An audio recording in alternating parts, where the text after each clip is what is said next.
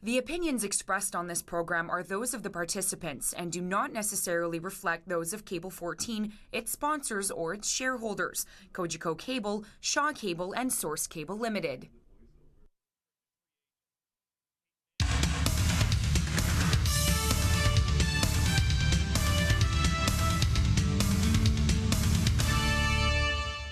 And welcome to the December 14th edition of For the Record. Today on FTR, it's the Opinionators. And here is what the panel will be talking about today. Hospital blackmail. Is that the new way of doing things? Should Queen's Park gamble on online gambling? And is the idea of a living wage a non-starter? All that and the lightning round as well. I am Larry Deani, the host of the program, and let's meet the panel. And the first one is actually someone who is replacing Tara Crugnale because she's away today, and it's a person who's not a stranger to you at all. It's Don Ross, former councillor in the city of Hamilton and a former progressive conservative candidate provincially. Welcome back to the show, Don. Thank you very much, Larry. It's a great pleasure to be here. And of course, in the center is Ron Corsini, also former councillor, alderman in the city of Hamilton, and a Liberal strategist. Welcome, Ron. Nice to be here on a rainy afternoon. And Alex Johnstone, who is our NDP strategist and current member of the school board as well, an elected trustee. Welcome to you, Alex. Thank you. And panel, let's get right down to business because we have a full agenda. And the first item has to do with the hospital blackmail, where Andrea Horwath actually raised this in the House. And it seems as if the Minister of Health agreed with her, and that is that a hospital is trying to get a patient, an elderly man, to go to a nursing home, and the way that they're trying to pressure him to do that is by charging an exorbitant fee of $1,300 a day while he stays in hospital. Was this the right thing to do, Alex? Absolutely not. They were actually charging $1,300 a day. But I think we have to look at what the underlying problem here. The underlying problem is that we don't have enough long-term beds for our seniors. The family was told that they had three options. Either they move into a long care facility that was very far away from the family members who were currently providing a lot of care to this individual, but also the family was told if they didn't do that, then their only other option was to pay this exorbitant fee. And I think that if we look at where the Liberals are spending money right now, for every dollar that we spend on seniors, 15 are going to corporate tax cuts that aren't making jobs and really aren't making that big of an impact. Oh, you bad Liberals are at it again, Ron. Defend yourself. You know, we just recently had to go through this unpleasant exercise with my mother and father. The hospital at that time, though, did not ask us for an exorbitant $1,300 a day rate. Although the hospital admitted and apologized to the patient, they did make a mistake. So it didn't come from the province. We are a growing number of people that are aging in our society with the baby boomers coming online. And yes, we do need more facilities. We need more long-term care beds. And I think the province is addressing that issue and trying to, they know that there is a problem and they're trying to come onto it. But at that time, when my dad needed that special care, it was a nominal fee of $53 until we could find the long-term care facility that we as a family wanted. And we were not pushed out, although some elderly patients are called bed blockers when beds are in short supply. But look at the money that the province has been spending in Hamilton with St. Joseph's Hospital. Huge new facility on the mountain, huge expansion downtown, Javinsky Cancer Center up on the mountain, huge expansion, and that's ongoing. So the province is addressing these issues, and they are building more beds here in Hamilton anyway. And what's your take on this, Don? Well, the hospital absolutely was wrong. I mean, that's one of the things when you get old, you don't want to be a burden on society, first of all. And when you have people who are supposed to be your caregivers, the hospital is in that position, you don't want them, well, I would hope that it would never happen again, that they would say to somebody or a family, look, if you want your parents or your mother or your father to stay here, it's going to cost you $1,500, $1,300, $1,800, whatever the number happens to be. They can stay here if they pay that kind of money. Absolutely criminal when you see those kinds of things happening. So I don't think it's prevalent throughout the hospital system. I think it may be just in that one hospital. Maybe there's others in the province that have done that. But Ron, when you say that you're spending lots of money on hospitals, you probably, well, you are right actually, but the problem is they're not spending enough money on that secondary care where you can get someone who's elderly and move them into a long-term care facility where they can be looked after by that facility and not take up a hospital bed, because there's no question there is a backup in hospitals. You go down to St. Joe's or go down to the General, you'll see 4, 5, 6, 7 ambulances sitting there waiting for admittance because they can't admit you because they have to move somebody into a bed. They can't move you into a bed because there's somebody that's elderly. It's not always that case, but in a lot of instances it is. So the province, in my opinion, isn't doing enough. Now, I know resources are short. I know we don't have a lot of money, but somehow you have to try and figure that out, because there is a logjam there, which is going to create more of a problem in the future because we're all getting older. Oh, absolutely. Don's absolutely right. With you. And we are addressing that issue, and I believe the province is addressing that issue. It's just that maybe we need to address it and a little more expediently and get those beds up and running. But because so many of us are requiring this care right at the moment, we can't have elderly blocking beds in hospitals and having to stay there on a long-term basis. But nobody well, knows. Ron, it's not like this came up out of nowhere. Nobody wants to do that, Ron. If you look at the demographics of Canada, you can easily find them on Statistics Canada. We've seen, the aging bubble come up on us. It's not like it's a big surprise. These facilities should have been put in place years ago. We should have been investing in secondary health care, exactly as Don says, years ago. And you mentioned that, well, we are well aware of the problem, and it's true. I was listening to Deb Matthews, the health minister, on the radio the other day. She is aware of the problem, but what's being done? The fact is that we do have a backload. It becomes a domino effect when we have beds filled because people can't get into long care facilities. Our acute beds are not open, so we have people packed, waiting in the corridors, waiting to, in the merge, trying to see a doctor, and that's not the best use of our money. It's very expensive to have someone in acute care, and it's a lot less expensive to have someone in a long-term care facility. We need to see action. Our families deserve it. You know what? And that's why our government is coming down with a $1,500 credit to allow seniors to stay in their homes a lot longer than they would have if they have to go. Ron, really, there's a lot better than removing the HST from the heating. That's a smokescreen, in my opinion, really and truly. By the way, if you can't afford to stay in your own home, that's definitely the best solution, because nobody wants to leave their home, no matter how old they are. But there are times when that $1,500, you may be sort of saying, well, gee, maybe if I stay a little longer, but then you fall down, get hurt, nobody comes to see you for 2 days, and when they do, so I really believe that at a certain time in a person's life, and it's really unfortunate that this is true, you need to be somewhere where you have caregivers on a 24-hour basis. Yes. I don't think that's fair. I don't think it's fair. I think that... And so therefore you need the province because they're the only ones that can do it. Because I think we've made the points that need to be made, and it comes down to a situation where you need more money, of course the government is saying that they're spending lots. So let's track this. The hospital did apologize.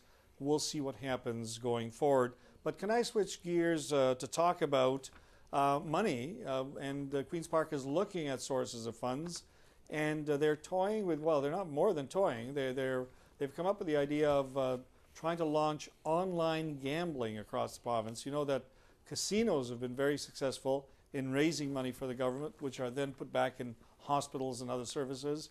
Is this a good idea, though, or is this going to be more trouble than it's worth? And let's start with the government's perspective. Ron, how about you taking the lead? Well, I look at the government side, and they're saying, you know what? There are so many online gambling sites already established that people could, with their disposable income or whatever monies that they want to spend online gambling. I'm not a great fan of online gambling. If I want to play, then I'll go to a casino and play and entertain for entertainment.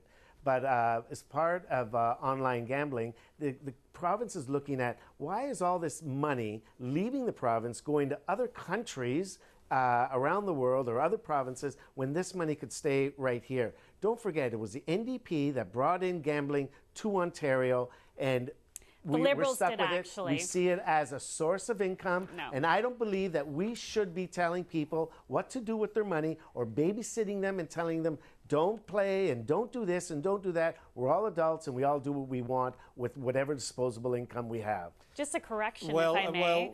no, let's go to Don, and then we'll come to you, Alex. Don? Well, online gambling is there. It's a fact of life. I mean, gambling is a fact of life. I mean, you can go to Brantford, you can go to Flamborough, you can go to Niagara Falls, and you can actually go on your computer. I mean, there's lots of sites you can go to do online gambling, and for the province to get into it, it's just a way for the province to get money. I mean, that's really basically what it is. This unfortunate part of it is that it becomes so easy for you to sit at a computer screen and spend your money without realizing what you're doing. And then when the rent comes due, I haven't got no money. When you have to buy food, I have no money because I've been gambling. And I have to say that that is also a fact of life, that people actually do that. I mean, they spend all of their money, whether they go to the casino now, you know, and actually go there, or whether they're doing it online. And so I, for one, when they actually had gambling coming into the province of Ontario, I was in favor of having a casino in downtown Hamilton. Never got So passed. was I. Never got passed, mind you. But I guess I'm sort of torn between the ease of online gambling and a little more difficult if you have to get in your car and drive somewhere to do some gambling. But it's a reality. It's a fact of life. They're going to do it whether we like it or not. They're just going out there looking for somebody to actually run it for them that knows how to do it. So. All right, and now, Alex, you want to correct the record and make a comment as well. For the record, Ray brought in slot machines and casinos to racetracks that already existed, and previous governments had already introduced Lotto 649, so there certainly was already gambling going on. But Mr. Ray is now a Liberal, so I mean, I see where the correction is coming from. so and we're glad to be rid of him. I think. Wow. I think He's an that's, interim leader. He's our interim Will leader. he? Will he be? I'm not sure about that, Ron. But I think what's important here is to look at the impact of gambling. 1 in 21 Ontarians have a serious gambling problem, and if you look at those same rates with youth, it's actually twice the statistic for youth who have serious gambling problems, and that is a major problem when we're allowing young people to ruin their lives before they've even been started. I think it's important to look at the fact that almost 40% of our revenues, our gambling revenues made here in Ontario, are made of just 5% of the population. So 5% of the gamblers, sorry. So 5% of people gambling are making all these revenues for the rest of the province, and that's not right. It's because they have a serious problem, and it costs a lot of money in regards to health care and certainly to the community. Whenever we allow someone to have a gambling addiction, I would like to see a lot more work done on we shouldn't be gaining profits off of gambling. We should be finding better ways. Okay, and good comments. The next topic, or Don, have you had a chance to comment? Yes, you did. Yes, you started I did. the comment. Yeah. All right. So I the could next do more. I could do more commenting. If you well, want. no, but we've got another topic to do, and then we might want to come back to this. And the final topic, actually, there's a relationship because we're talking about low-wage earners, and often those are the victims in terms of the gambling problems. But it has to do with the living wage presentation that was made before City Council earlier this week, where a group, a delegation, and council, I must say, seemed positively inclined. A delegation went before them and said that Hamilton should become a living wage city as opposed to a minimum wage city. That has some implications. Don, what's your take on that? Well, I look at it from the point of view that right now we have a provincial minimum wage that it actually just came up last year, where they increased it. My heart goes out to people that work real hard, doing jobs and get paid minimum wage, because they're probably working harder than somebody that's sitting at a desk because they're doing physical, I guess, work physically as opposed to mentally sitting at a desk. I guess the problem I have is that if you start down this road, exactly where is it going to end? And if this, I know the city, and I think the city did the right thing. What they've done is they've asked staff to do a report, find out how much it's going to cost. In other words, if we do it here in City Hall for our employees, the ones that are not making, as has been expressed, a living wage, they're making minimum wage probably, or maybe a little more, but they're not making $14.95. How much is that actually going to cost us? Once you get that number, then you can make a decision. I mean, if it's $2 million, okay, so then you have to find $2 million in your budget, so what do you give up? Or do you just raise taxes in order that you can supply that living wage? The one thing I would be really careful about is that people out in the broader community, and hopefully it doesn't become the situation where people get berated and beat up and targeted because they're not paying a living wage, because some of those businesses could never afford it. They'd actually go out of business, or they'd have to say, we're going to have to lay you off, and that means they have to work harder in their business by themselves, put in more hours on their own, as opposed to hiring people at a minimum wage. So, I mean, I think it's a really tough place to go, and like I say, my heart goes out to people that have to work under minimum wage, but unfortunately, that's just the way it is in life. Alex, I don't know whether you had a chance to read about or view the debate at council. What's I was your there, opinion? actually. Oh, you were there? Yes, Okay. I went there to support it. As a trustee in the city, where we see over 8,000 children use the food bank each month, it was certainly in my interest to ensure that Hamiltonians, parents in our community, were making enough money to feed their kids. I think that we need to look at a number of things. It's a myth that businesses are going to close if we raise wages to a living wage. We look at the fact that we've raised the minimum wage 7 times in the past 10 years, and it's had barely any effect on inflation. And we can also look at the fact that there's many cost savings when we raise wages. Not only do you have lower employee turnover, less money being spent on training, employee morale suddenly increases, and your products and your services suddenly become that much better. And the company gets the boost from that added reputation of being a good corporate business, an ethical business who's supporting their community. I think that we also need to look at the fact that, we hear this myth that, well, we can't afford to pay people a living wage. Well, excuse me, but we need to look at the fact that CEOs today are making 300 times more than the average worker. Back in the 70s, that wasn't the case. They're only making 30 times more. We see an accumulation of wealth in the hands of the very few, and it's unsustainable. And I think that we need to look at the fact that if you got rich, good because you had a factory or some business, good for you. We're proud of you. But nobody in this country gets rich on their own. Your products were delivered to the market on the roads that the rest of us built. Your workers were educated by the taxes that the rest of us paid for. And your business, you don't have to worry about roaming braids coming in and taking over your factory because of the police and fire services that we, the rest of us taxpayers, pay for. So if you got rich, good for you, keep a big chunk of it.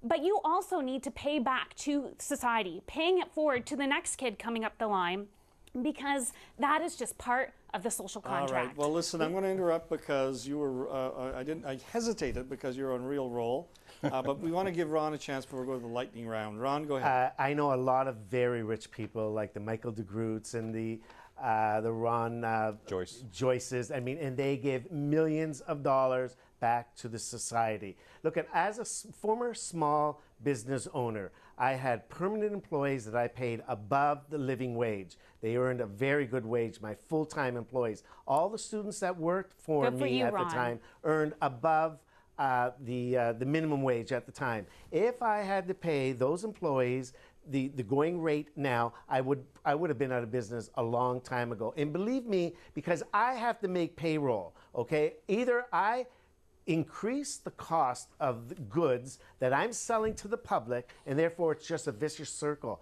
I understand the city of Hamilton pays every one of their employees above the $14.95 an hour. That, no, they don't actually. Except I believe the Part-timers. the summer students. They're making No, 11 that wasn't the something. case. There was over The 8,000 employees that were working not paid a directly living wage. for the city of Hamilton, not the coffee shop workers that are Maintenance, contracted out. there was all kinds of them. You know, the unions are allowing them to make less than $14.95 an hour. I work with people in my school that work all day, 8 hours a day. Their families, and they go from one job to another to make ends meet, to pay for to put And their that's kids wrong. through high school. They do wrong. it because they want to do it for their family. They have a work ethic, and this is what they do. I believe everyone should be making $1 million a year if possible. But you can't go after the rich and say it's your fault because you're making too much money. It's your fault. You have to But give me Ron, some of the you gap have. is growing. I resent that. It's not you know right. what? I understand We can the have a Occupy more movement. equitable I society. understand. We I just have to understand commit the to it. greed. It's not right, but what can we do about it? No, Sure, a we more can tax- sustainable we can and tax them equitable more. society is possible. Well, Ron. listen. I tell you what we're going to do about it right now. We're going to take all that information and take it in. This is a subject we could spend more than one show on. Sure could. You've made some excellent points all around, but I want to move us to the lightning round right now, and we'll follow, by the way, see what the City of Hamilton does, because they have commissioned as a report, as you say. The lightning round has 3 quick topics, and so 1 comment each, and we'll start with you, Alex. This first one has to do with the veils that some women, Muslim women wear. The federal government has said, look, you can wear your veils, but when you're being sworn in as a Canadian citizen, you must do so with an open face, because Canada is all about openness and transparency. It seems to have been received well by even Muslim groups. What's your take on that, Alex? I think that when you pledge for citizenship, it's something that happens in your heart. And I think that if our values of inclusiveness and social justice in Canada, we should allow people to practice, their cultural, if that's their cultural and religious belief, then by all means they should be allowed to wear the veil, because as I said, it happens in your heart. All right, and Ron, what do you make Well, of it? I believe the government did the right thing. I mean, if you're making that pledge to become a Canadian citizen, then that veil should be removed for not only at that time when your driver's license is issued, and a lot of other issues for voting. Those veils should be. We're in Canada now, and I understand. I totally appreciate your culture and all that, but we have values too in this country. All right, and Don. I agree with Ron. I think that it's very important that I agree with the government with what they've done, because there's no question. I mean, when you become a Canadian citizen, you should be more than happy to take your veil off. And why? Because that's just what. Show your allegiance. Show your allegiance, and really and truly, you don't know who's behind that veil. No, you don't know. Look. We're going to have a philosophical difference here, Alex, and there's no question about that. But I believe the government did the right thing, and I believe, Ron, you're right when it comes to licenses. You need a picture on that license, therefore you have to have a picture taken, not with a veil. I mean, what does a veil do for you? Entirely. I mean, all these things are very important. And yes, your culture is important as well. Yeah. Coming to Canada, we are an open society. But really and truly, we have laws. We have things that we also believe in. And I think you have to, when you come to another country, those laws become paramount. Okay. And the next topic, we'll start with you on this one, Ron, and it has to do with the Bloc Quebecois. We've forgotten that although they've been reduced tremendously in the House of Commons, they're still around. Gilles Duceppe was defeated in the last election, and so they've now selected a new leader. And this gentleman has vowed to rebuild the Bloc, and some are even saying that, in fact, he may, if Brian Topp for the NDP were to win, and he said that he'll run in Quebec, they may run against each other in the next federal election.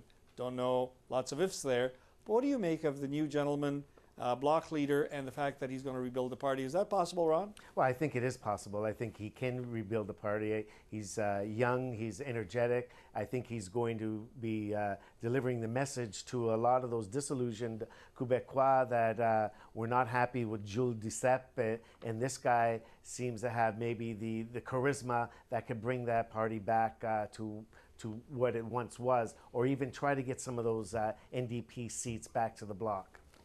Don. Well, I think he's got a real tough road ahead of him. The NDP are not going to be sitting quietly for the next 4 years. watching this happen. I mean, they're going to be out in the hustings, making sure that they get their message out to them, and so on and so forth. And I would prefer to have the NDP than the Bloc sitting in the House of Commons, I have to be honest with you. I don't believe that we should have a party, national, well, it's actually a single province party, who are in power and get elected to do one thing, to split up our country. Absolutely, I just can't, I don't want to say what I want to say. The worst thing that can ever happen to Canada. So even though I'm not an NDP supporter or anything like that, but certainly if they can take care of the Bloc in Quebec, I'm all for it. All right. Well, but Alex, that does raise the question. I mean, set aside the comment of whether in a democracy you can elect people who want to break up the democracy. It seems to be part of what we've allowed. Yes, we have. And we've survived it, by the way, but that's a different topic. If the Bloc grows, they'll grow in Quebec, and the dominant party is yours. How do you feel about that? I think the NDP continues to offer Quebecers something that no other political party in this country can offer, which is a socially responsible government in a Canadian-wide package. And we'll continue to offer that during the next election. I think that Quebecers will continue to vote for that. All right, and Ron? Well, we're going to continue talking about this subject. You know, I agree with. Yeah, we did start with you, Ron. Okay, no problems. No, we're gonna. There's nothing else to say. Well, thank you. It's Ron. my hope that they. It's my hope they vote. My hope they vote conservative. Listen, you looked as if you had a gem to drop. You're dreaming, Don. Dreaming. Clearly not. So let's go on to the last item, and we've got to be very quick on this. So let's start with you, Alex, and it has to do with the wheat board. The Tories, as pledged, have abolished it. What do you think? Well, you know, I was appalled, not just by the fact that they abolished the wheat board, but the fact that they actually went against a federal court ruling that said that they broke the law by not consulting the prairie farmers first. And, you know, maybe Harper hasn't read the charter before, but it does say at the very beginning that the charter and all of our rights and freedoms is the supreme law, and nobody, not even the Prime Minister, is above it. Dawn, she makes a point. Your party did break the law by introducing this motion, and they said that in spite of that, they're going to, you know, the wheat board's done. What do you make of it? Well, actually, the reality is the wheat board is not done. What they have done is they have given the prairie farmer choice. The wheat board is still going to be there. It'll be a shadow of itself, possibly. But the farmer who has wheat in his fields, if he wants to sell it to the wheat board, he can still do that. And they can still go to the world at large and say, we have wheat and so on and so forth, and buy it from the farmer and resell it. But there will be other people in the game as well. I don't know who they are, but there will be other, I'm sure, people who will want to buy that wheat and then resell it to other countries as well. Right. So Ron, I don't have a problem with that. Well, my concern is with the small farmer and how he can compete with the large farmer and still sell his wheat without having the board there. The board protected all farmers, large and small, by selling the wheat at a set price. That's my concern, and I would hate to see a lot of the small farmers go bankrupt and lose their farms. All right. And well, listen, no, we've run out of time, unfortunately. Thank you, Opinionators and Don. You haven't missed a beat. And viewers, that's it for the Opinionators for tonight. We'll see you back next week. And watch Hamilton Talks. Sherry Dillon, Rhodes Scholar, tomorrow night, Thursday night at 10 o'clock.